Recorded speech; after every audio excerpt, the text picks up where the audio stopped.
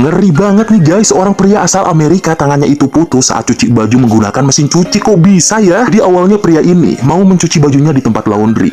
Otomatis setelah semua pakaiannya sudah masuk ke dalam mesin cuci, dia memasukkan koin untuk menjalankan mesinnya.